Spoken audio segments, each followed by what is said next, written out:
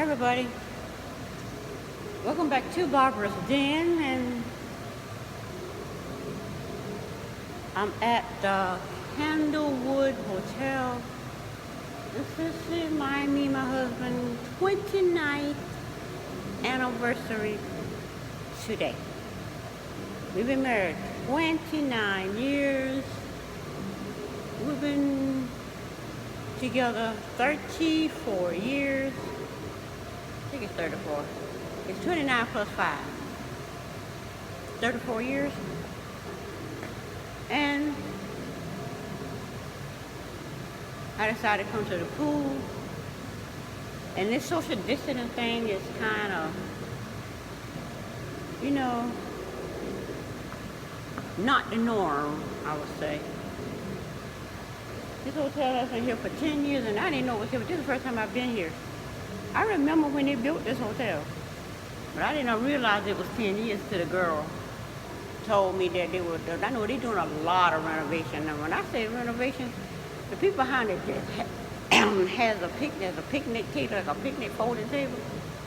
And that's where all their computers and stuff is on, where they are logging people in while they redo the hotel. Breakfast, they don't have breakfast, but what they have, I don't know if they ever had breakfast like most hotels, but the breakfast room is basically, they have it's like a canteen.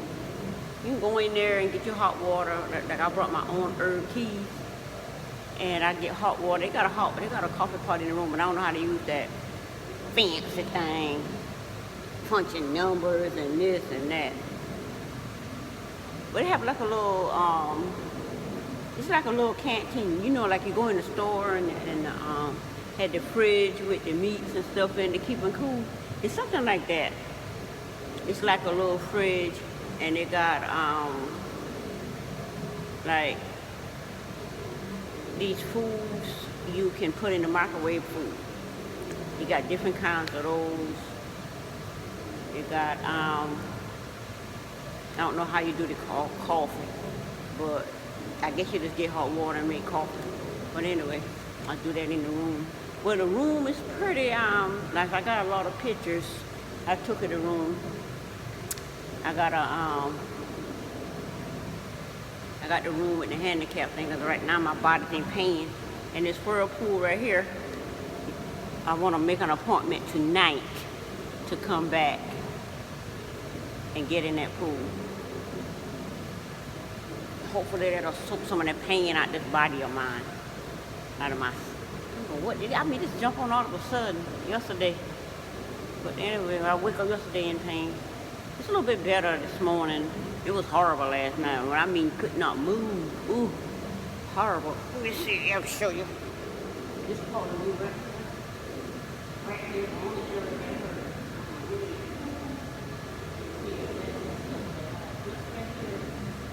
The rest of the body done settled down. The rest of the body settled down already. Whereas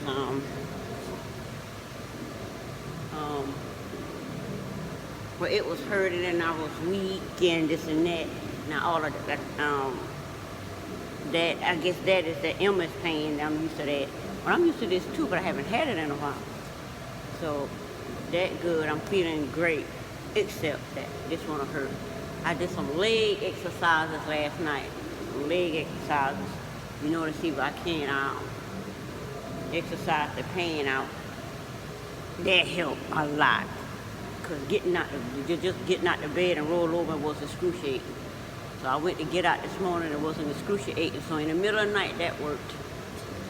What did I take last night? I got up and ate my last piece of pizza and some green tea. I don't know if I got hungry. I think I got up and took it for a reason. I don't think I got hungry and took it. But let me see. Yes, I got my bag full of vitamins that I brought. I took my vitamins last night and ate my pizza with the vitamins. So that's what I did with that. Let me see. I took a lot of those pictures. I'm gonna see if those pictures saved to my synced to my iPad. Pictures I took yesterday of the room. No, they didn't, oh, it's updating, so they may sync. But anyway, and this is, I call it our anniversary vacay. I got the room with 2 separate beds. You in your bed, just like at home. You in your bed, I'm in my bed, just like at home. Just a different scenery. We don't really going. This about the only time I get them going because they don't want to go nowhere. So we don't gotta celebrate our anniversary like most people would do with all of that. We just go somewhere. We don't gotta leave town. We don't gotta leave town because at this point in our life, we'll probably do something a little special for the 30th next year. I don't know. If you don't, I don't care. It's just, I'm like, I'm kind of at the place like Jada and Will. We're married for life. What he said that thing? Bad marriage for life. I won't say we got a bad marriage. We don't, that romance and the feeling of the love and doing all the hoopla, it's none of that. We just married, and we're gonna stay married. It is what it is. It's different from Will and Jada in that I don't cheat, and he don't cheat. I don't know what he does. He be doing some, so, what's the word? What those cops say when they be racially profiling these black men? Falsely racially profiling these men? You look suspicious or something like that. Those me doing some suspicious things. But people be telling me things. But I'm like I was when I was in my 20s in college. And they claimed that my oldest son, child, was seen some other girl on the campus. I didn't believe that, don't want to hear it, or whatever, leave her alone. So I found out years later after I got married, after I married my husband now, that was true. But the thing about it is, we just met each other. Went out, me and my friend went out. Now I'm a virgin, never went, you don't know nothing about nothing, went with this girl. And then the girl was promiscuous for what I was told, but she's a very protective person though. But that's how I ended up with the first child. We're going somewhere with her. And God was a nice guy. It's just that I first guy I ever talked to. So anyway, with the first child, freshman year of college. But I did fundamentally graduate college 18 years later. I went back to college, got my associate's degree in computer technology in 2016. But after all those years of getting it, finding a job keep eluding me. Why, I don't know. I get turned down, rejected for every job. And people say, well, you don't do this, you don't do that. I'm sick of hearing about what I don't do to get a job. I'm not doing this, or did I do this? I did any and everything people tell me. If you tell me, I try it. If it don't work, it don't work. But for somebody to say, well, did you do this? Yeah, I tried that. But did you do this? Yeah, I tried it. But did you do this? Yeah, I tried that. Well, maybe you didn't do this. Yeah, I tried that. Well, maybe it's you. Well, why don't you shut up?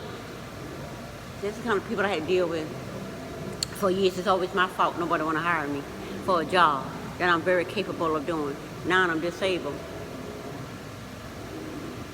and physically can't do anything. I end up in these pain in my body. And right now, dealing with MS and continuous vertigo since 2009, and blind in the right eye with cataracts and glaucoma in both eyes and all kind of stuff. After all of that, started that, we call that downhill from, I think I started going downhill from 2007. When things start going downhill physically and mentally. You know, just really trying. But you really can't get it because you're in this mindset that you get married, you do stuff together, and it is what it is. But then you realize that some people don't want you to be happy. It's something somebody said about a marriage. Tracy, second lady. Something she said last night. I watched her video. And something she said, I said, you know, that's very much true. When you in a marriage, people think you should this and this or that.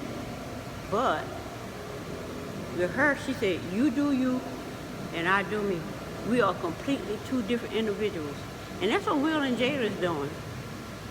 But me, I try to do my individual, my husband do his individual, but we married together. The problem comes in that when